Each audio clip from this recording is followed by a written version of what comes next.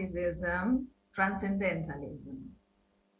Okay, how do you understand from the video's perspective the sublime? Because nature is presented, yes, as soothing or as what else? There are two sides of nature presented in this particular video, two different sides of nature, as healing or as destructive. Yes? So it depends on the experience. There is a moment in the video where a real circumstance is mentioned. A volcanic eruption, right? In Indonesia, Yes. Mount Tambora, yeah? And in a way or another, that was a very particular episode that broke with the idea of nature as healing, especially connected with the romantic thought. Because in that particular case, nature became destructive. Many people died, yes, and many locations were completely destroyed and disappeared because of this. Yeah? So nature expressing its rage, maybe against human exploitation. That is a way to read that particular circumstance. Yes, and it was read that way by the Romantics, the British Romantics. Okay, so nature as healing or as destructive, but under both circumstances, the experience of the sublime. Most of the time, I mean, when thinking of the idea of the sublime, we think of a beautiful, peaceful experience. But according to the romantic eyes, it is not necessarily that way to perceive nature and the sublime. What about the sublime? What do you understand by the sublime? I mean, the term, a definition for that after watching the video.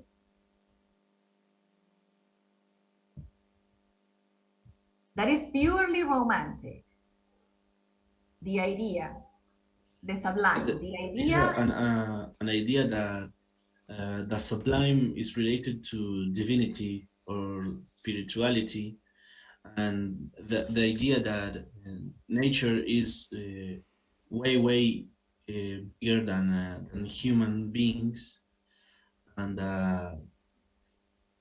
the presence of humans in the world, it's so little, and nature is like above everything else. I understood that. Okay, absolutely powerful.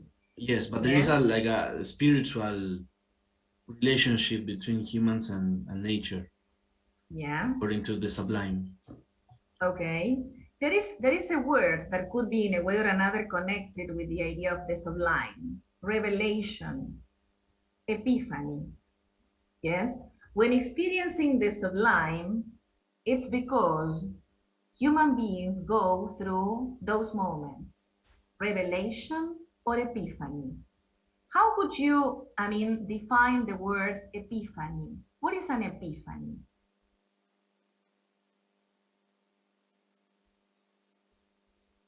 A great discovery, a great interior discovery. Inner discovery. When? How? Traditionally, epiphanies have been related to being close to death. Aha, interesting. Could you please enlarge that point of view, Alejandro? Close feeling, close to death. Wow. Could you please, enlarge that idea, explain your thought in that way? Well, in a sense, it's, it's not necessarily that you are dying or that you are actually like many people have this idea of epiphanies as something you have in a near-death experience, as in you actually were close to dying. But for many writers, the idea of Why? epiphany can also come from like experiencing something so incredible that it feels like dying. Ah, okay, that's it. Something incredible. That's it. And that's another nice word to continue talking about. Incredible, it says. Yeah. A huge inner discovery, a moment of revelation, revealing, yes, life. Yes. Okay. Or revealing ourselves under particular conditions or circumstances. Yes. And it's not necessarily related with beauty. Yeah. Sometimes, or most of the time, we learn more when experiencing bad situations than when experiencing happy ones.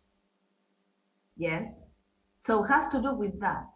Those moments in which we feel, we believe that we discovered, yes, an inner part of us that was unknown to us, to ourselves, yes, for maybe years, for a lifetime, whatever, yes. It's a moment of revelation, yeah.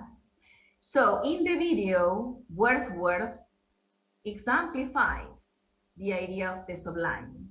Do you remember what is it that Wordsworth does or did to experience the sublime?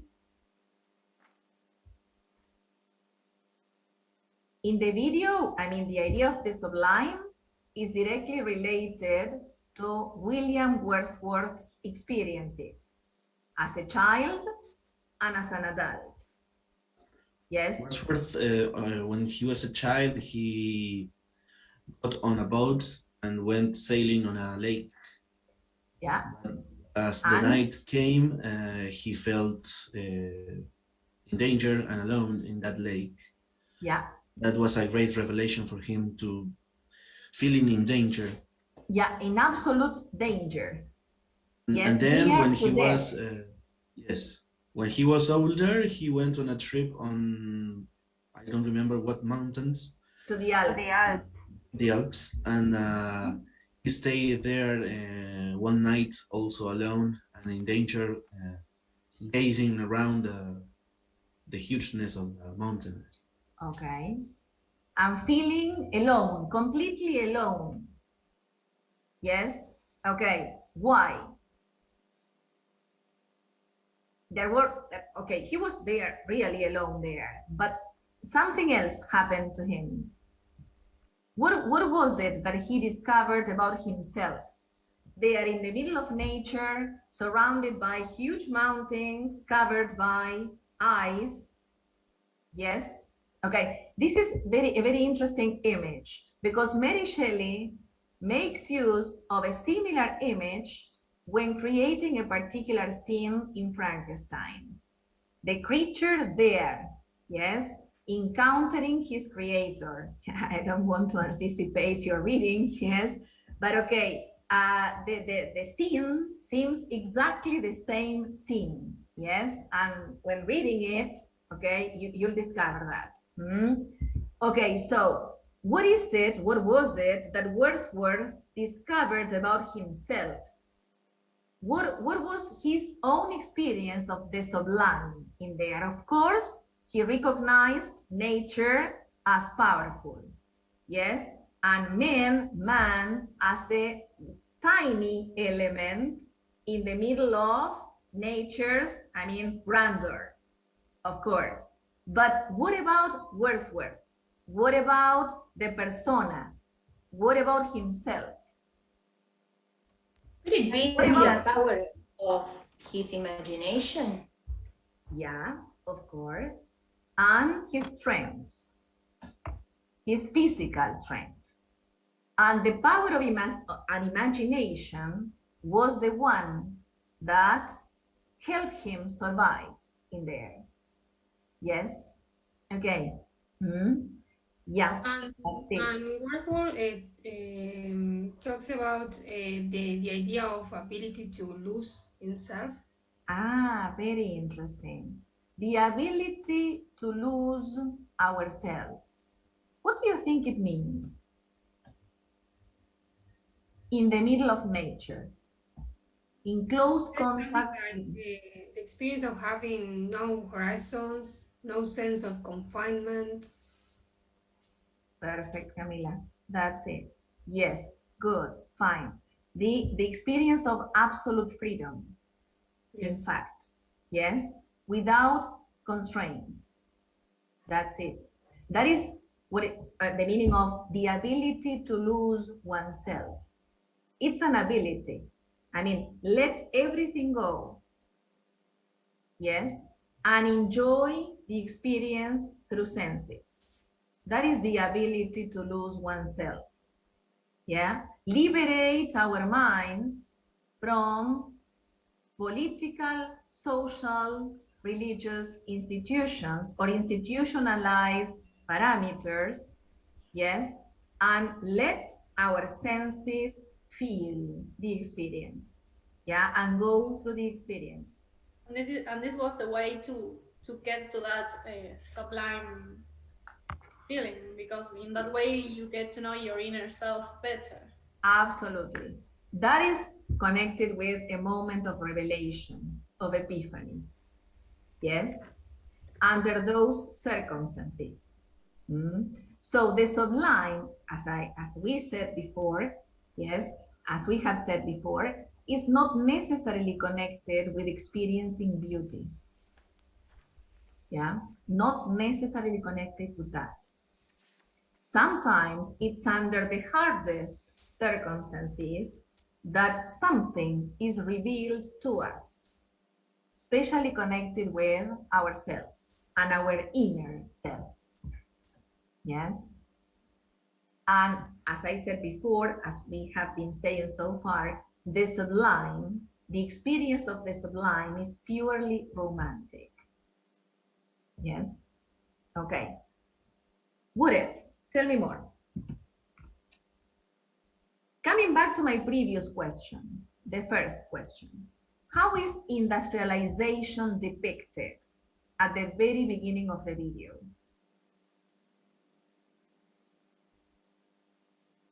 And there is also a mentioning of a mill caught in fire.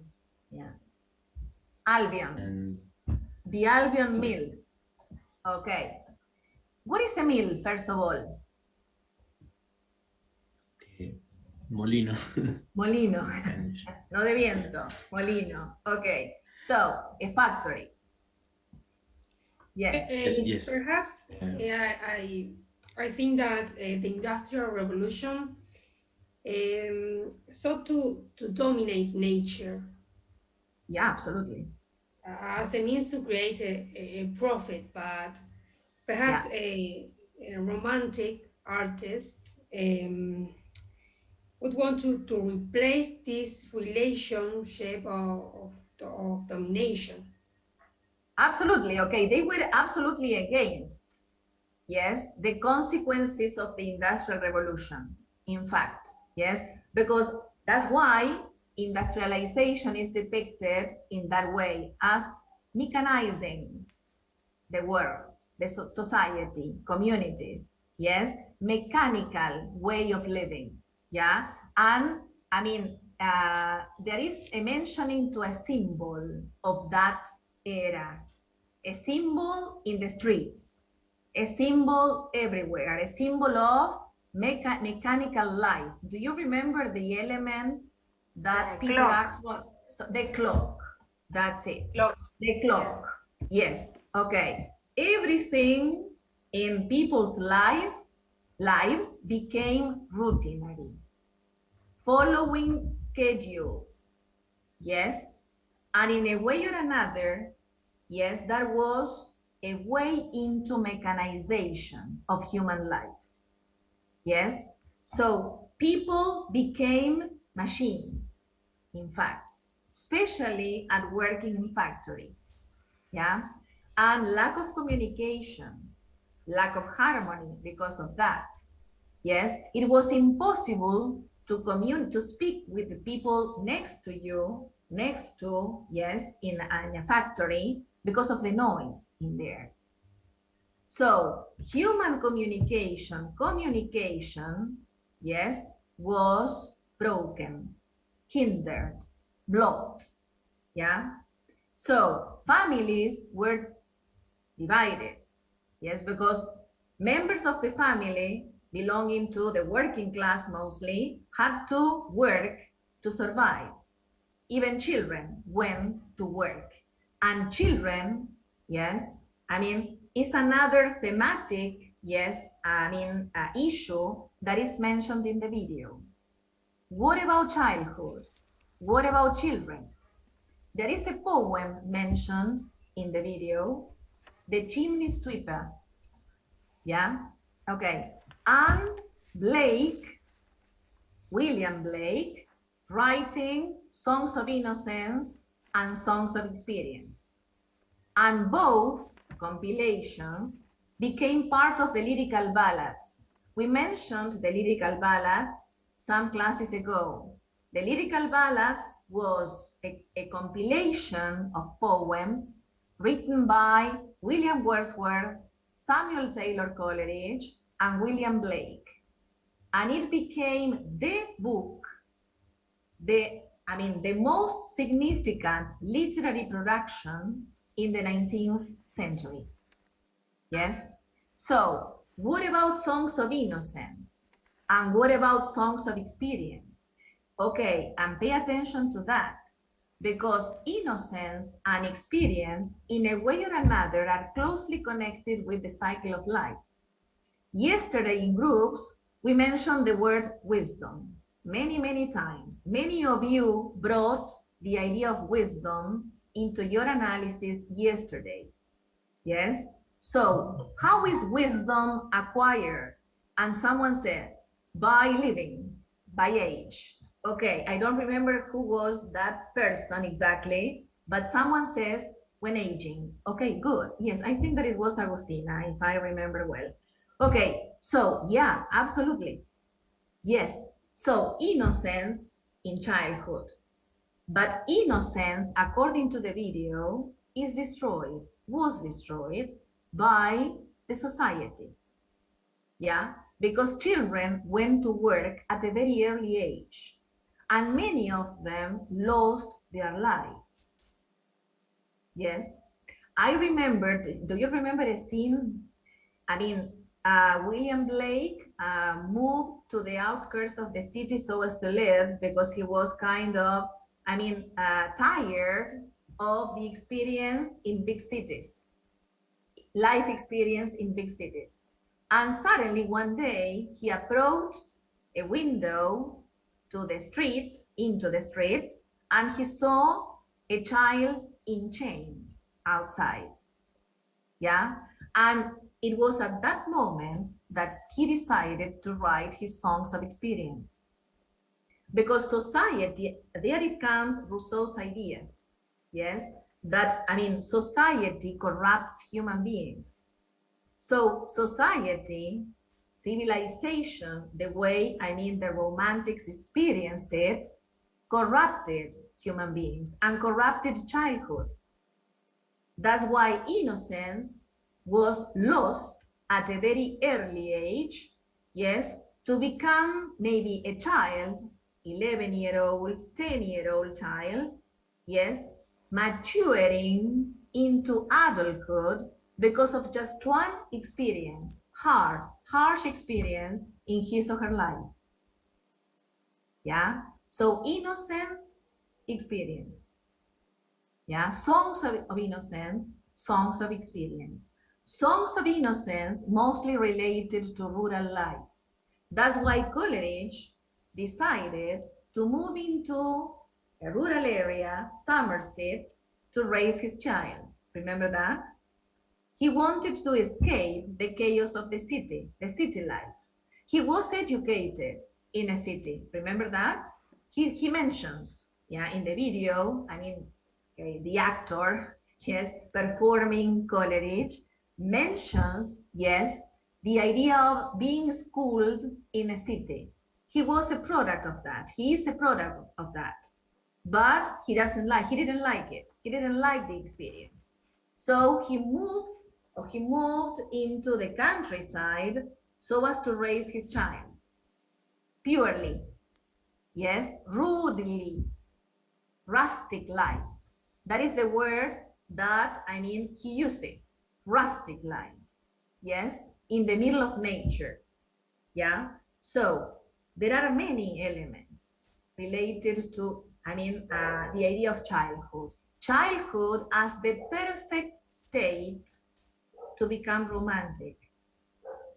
Because when being children, we question the world around us all the time, ¿o no? Ay, ¿por qué es esto? Ay, ¿por qué lo otro? Ay, no, pero, no. ¿Y por qué? ¿Y por qué? ¿Y por qué? ¿Y para cuándo? ¿Y por qué? ¿Y por qué? ¿Y por qué? All the time. ¿Por qué? ¿Por qué? ¿Por qué? ¿Por qué? ¿Por qué? Why? And that is a key question. Because why asks for the causes. Causes, yes? That is what the word why implies, a cause, an explanation to a particular phenomenon. Yes? Okay, all the time. ¿Y por qué? ¿Y por qué? ¿Y por qué? ¿Y por qué? How many times, think of yourselves, how many times a day, do you make yourselves such a question? Why?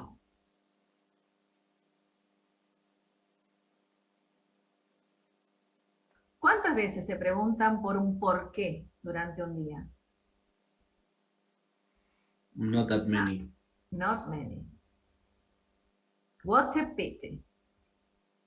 And it happens to all of us. Yes? So childhood as the perfect state to inquire, to inquiry, to question. And according to the Romantics, we shouldn't lose that capacity, even when becoming adults, even at, because that is what helps us to become wise. Wisdom is not acquired by anyone, no matter the age. Wisdom comes out of experience, out of reflecting on experiences, yes, out of discussing, out of criticizing. Wisdom is not acquired by anyone, but by all people, even when coming into an old age. Yes? Okay, there is a very interesting poem, okay, that I love, written by Lewis Carroll, yeah? And okay, at the beginning of the semester, we started with Isabel. Okay, do we have to include it or not? Do we have to, and she knows about it because I love it, yes? It's very difficult. Wow, it's, I don't know, incredibly difficult. It's called The Aged Man. And it's a piece of beauty, the sublime, a way to experience the sublime. Yes, but okay, it's very difficult to be analyzed. Yes, so it requires maybe 2 hours, 4 hours, yes, to understand it, yes, in depth. But it's gorgeous, yes, to experience this idea. The aged man, yes, and you've got it there on the platform in case you wanted to read it, okay? And I love, yes, if some of you, any of you, yes, brings back an explanation for it, yes, somewhere, sometime. It's perfect. For me, it's perfect, yes, because it's a challenge to the mind. In fact, yes, that is what it is. Lewis Carroll is very well known by, because he writes children's literature. Yes, he was the author of Alice in Wonderland. Yes, Alicia en el País de las Maravillas. Okay, so, okay, I don't know, it's a piece, yes, a piece of art for me. Okay, coming back to nature. What else? More ideas connected with the video.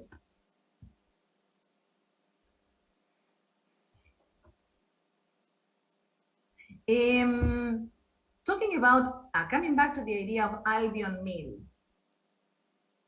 there is a poem written by Blake, yes, in accordance to Albion Mill. But what about that? Something happened,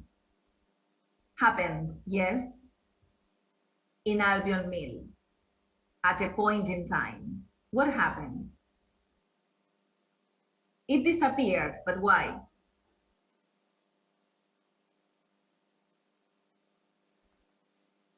It got into fire and was completely destroyed.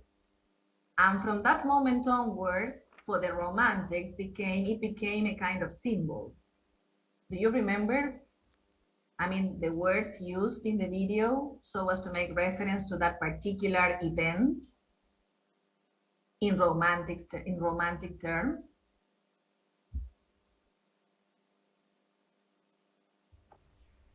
It could be a symbol of hope. Yes. Yeah, that is the way in which it is stated in the video. Why? We are talking about romantic thought, the Romantics. Why was it that a building, yes, getting on fire and being completely destroyed afterwards, might become a symbol of hope? As we mentioned at the beginning, it looks like nature taking revenge or the rage against that mechanized world. He says in the poem that those satanic mills. Okay, that's very interesting. Satanic mills. Preface to Milton. That is, Milton is the name of the poem. Yes? Okay, Milton. Satanic mills. And there is a reference to Jerusalem. A poem that the same writer wrote, yes, and became what? An unofficial national anthem for England. Yes, Jerusalem. If you had the chance, if you wanted to make research to do the research on this, watch it. There is in YouTube, there is a video concerning Jerusalem as the unofficial national anthem for England. Yes, read the words, the lyrics, It's very interesting, very telling. Yes, and that expression, satanic mills, is mentioned in reference to England and the natural landscape being in a way or another destroyed by factory installments, yes, and urbanization. That is another word that is mentioned in the video in relationship to Industrial Revolution, urbanization. And there is something else. John Clare, another poet, not so famous as the others that we have been mentioning so far. Yes, John Clare, a boy living in a rural area who finally, died out of insanity. Yes. There is a mentioning to the Enclosure Acts. That is culture. Do you remember something connected to the Enclosure Acts? That in a way or another blocked the possibility of enjoying nature freely. Because, the countryside was fenced out. What does it mean? And what about the purpose of doing so? Basically, it meant that all the rural communities were basically communal in the way they worked, were forced to move into the cities, and these huge land tracts were basically monopolized by very wealthy landowners. So what used to be common land, yes, for everybody, to experience communal life, yes, from one day to the other, yes, because of a, legal, document, of course, yeah, became completely the opposite. So the territory, yes, was, managed by individual hands. yeah, who, as Alejandro said, monopolized, yes, the production. In fact, we are talking about agriculture, yes, and many people, yes, were obliged to move into the cities, to work in factories, many of them, most of them, and others who were not so lucky turned into paupers in cities. Do you remember the term pauper? Who are people begging in the streets? Yes, okay. And of course, English cities, British cities were not prepared so as to absorb such a huge mass of people moving into. And that's why urbanization, yes, was a key problem, became a key problem in big cities, especially industrialized cities. So the video is about that. How, human beings sometimes take decisions that in a way or another, yeah, are connected with economic exploitation. Because, the territory was fenced off, sorry, because of that, yeah? So as to, invest on production. But what kind of production? Serious production, yes, okay. And in factories, the idea of the production line, yes, took shape. That's why so many, investment was put into new machinery. Yes, okay, so factories, when we first think of factories, or at least the first idea that comes to my mind, is a huge place, big space, yes, crowded by or with machinery. And some people working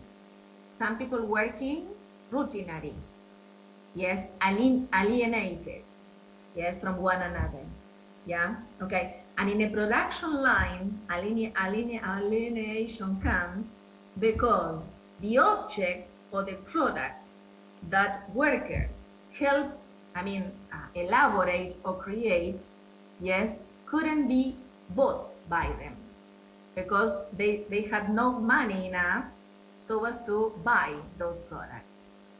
And that is what alienation relies on. The impossibility of getting the product that we have contributed to create or to elaborate. Yes, that is what Marx postulated in his The Capital, in his book, or in his production, in his literary production, The Capital. Yes, because it ended up becoming a literary production, in fact. Okay, Manifesto. So, what else? Tell me more. And we have 6 minutes left. Another topic, another idea that you'd like to bring about so as to contribute to the idea of nature to the romantics. What about Mary Shelley and what about Frankenstein? There is a mentioning at the very end of the video, yes, to Frankenstein. Yes, I was going to mention the idea that a new generation of romantic poets was born after this volcano eruption that brought many climate changes, and situation in England changed a lot. So they had a new vision of the world. Yes. Okay, the new generation. Do you remember any names connected with the new generation? Byron. Lord Byron. Mary Shelley and Mary Shelley. And her husband. Yeah. Percy Shelley, is it? Percy Shelley. Yeah. Yes. Okay. Lord Byron, interesting. We are going to speak about the Byronic hero as a figure created by Lord Byron next class. Okay, so Lord Byron, Percy Shelley, and Mary Shelley, among others. Mary Shelley was the writer of Frankenstein. Yes, she wrote Frankenstein. Do you remember the circumstance or the circumstances in which she wrote Frankenstein? And what about Frankenstein? How is it defined in the video? I think There's that. Sorry. Yeah. You go. no, go ahead. Sorry. Okay. Naomi, go ahead. I was going to say that Frankenstein was like a kind of revelation to Mary Shelley, because it was like a dream that she had during a night at Byron's home. Yeah. What about that night? Any particular traits? Any particular features? Heavy thunderstorm. Yeah, absolutely. Yeah, and the experience of electricity. Yes, lightnings, electricity. I mean, the creature was created out of electricity. Yeah. In those times, I don't know if you have ever heard of galvanism. Galvanism? Okay, Alejandro, yes. What do you remember about it? And there was a lot of fascination with the idea of harnessing electricity to power things. Yeah. You have things like, for example, the most like famous in terms of like just by name recognition being Tesla's coils, for example. Yes. Okay.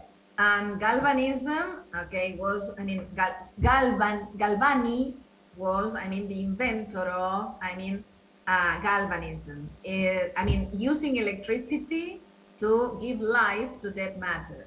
Yes. Okay. So, and it's even used today. Yeah. When having or going through a heart attack, yes, galvanism is applied so as to, okay, try, yeah, to make that person come to life again. Okay, so electricity, Frankenstein, the creature, was created out of electricity. So that was, I mean, maybe Shelley's experience with electricity. And from that moment onwards, she decided to write, she started writing Frankenstein. And apart from that, I mean, the three together, I mean, sharing dinner that night, challenged to one another to create a horror story. And after that challenge, yes, she had that particular dream, yes, and nightmare, combination of both, and she wrote Frankenstein afterwards. Okay, what else? What about Frankenstein? There is a phrase in the video, I mean, in a way or another, describing that novel. And that will be the end for our class today. Maybe this idea that science could be misused and to alter the nature's laws. Yes. Yes. Yeah, that's it. Okay. Coming back to the recurrent idea. Yes, human beings exploiting life and exploiting nature. Yeah. So we can be in favor or against that idea. Yes. But okay, if there are particular cases, there have been particular cases in which the human race, in a way or another, has contributed, yeah, to chaos many, many times, to produce chaos in the world, especially the natural world.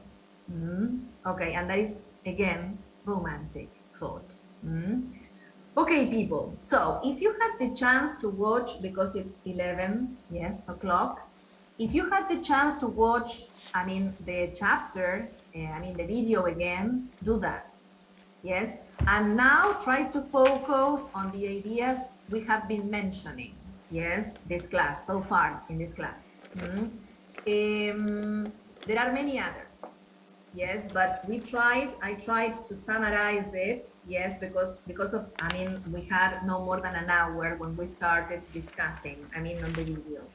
So for next class, you will have the schedule. Yes, in, I don't know, many couple of hours, I'll be uploading the schedule to the platform for you to have an idea, yes, of what you should prepare for next class. Okay, let's anticipate it a little bit. In groups, you are going to read a Wordsworth poem, Tinternavi, that is also mentioned in the video, Tinternavi, yes. And okay, looking for romantic traits in that poem, yes, and trying to, focus on how lexical chains, stanza by stanza, contribute to the final message of the poem. Yes, so go through the processes of fancy and imagination. What about ideas associated in that poem so as to create the final message? Yes, lexical chain. Pay attention to words written in italics and, in capital letters. Yes, pay attention to, figures of speech. Pay attention to images. Yes, auditory, visual images, mostly. And of course, pay attention to, Tintern Abbey as a symbol in the romantic thought. What kind of symbol is it? And it's mentioned in the video. Ruins. Yes, ruins were symbolic for romantics, for the romantics. In which, what way? Yeah, okay. So that will be, the topic for Thursday's class. Yes, okay.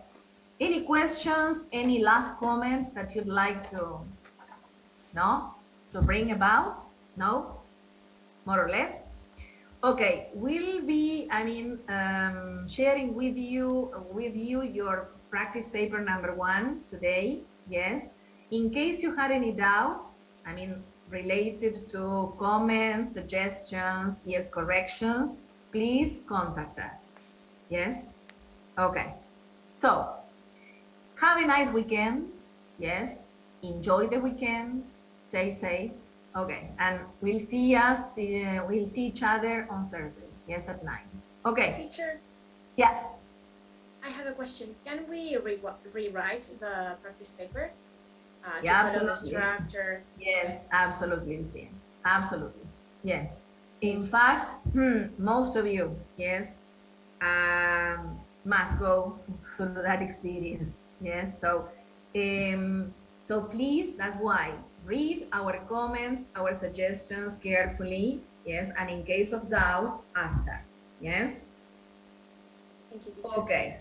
Anything else? Lisa, would you like to add anything to comments? No. Or no? Okay. So people, this is enough. Yes, this is all for the time being. Okay. Bye-bye. Stay safe. Bye. Bye. Thank you. Bye-bye. Bye. Bye.